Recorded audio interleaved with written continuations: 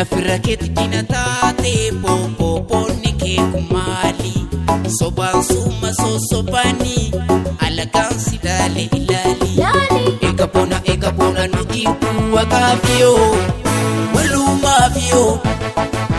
walumaafiyo walumaafiyo walumaafiyo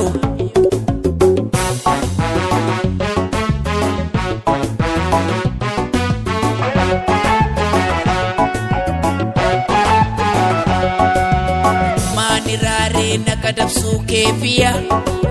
mabdaa otaatee na dhaalchiste biyya oho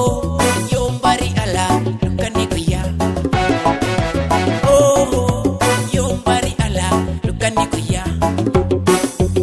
inoollu bari ubeeka guca qabsoonni faa fincila angafa nuutuutti kuufa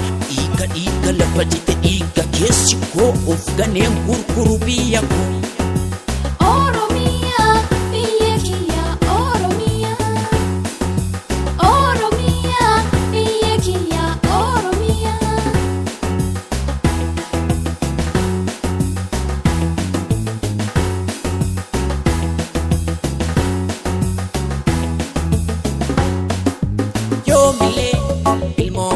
bofa bofa bofa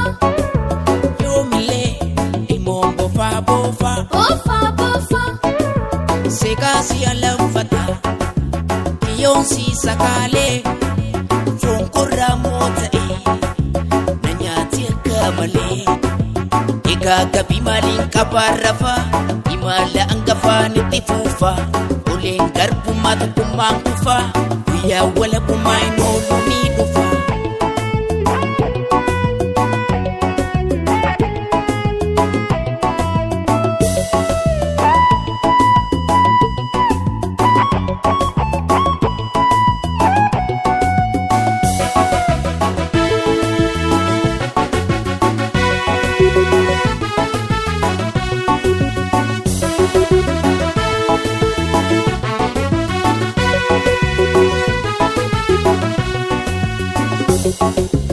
Ana firrakeeti dinataate boobooboonni kee kumaali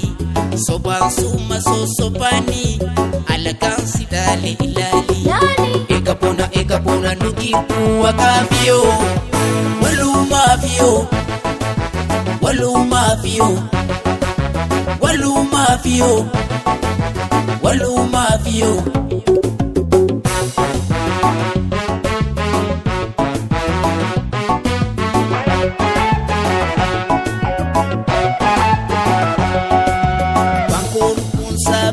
farsa ta'u fana kaayoo saatii ana kan galma ga'u dhaloota telmataa munchisee naamu dhaloota telmataa munchisee naamu inoollu bari ubeeka guca qabsoonni faa fincila angafa nuutuutti kuufa goota sanyiin koo goota qeerroon ol ka'e iftuun bilisummaa amajjinuuf ba'e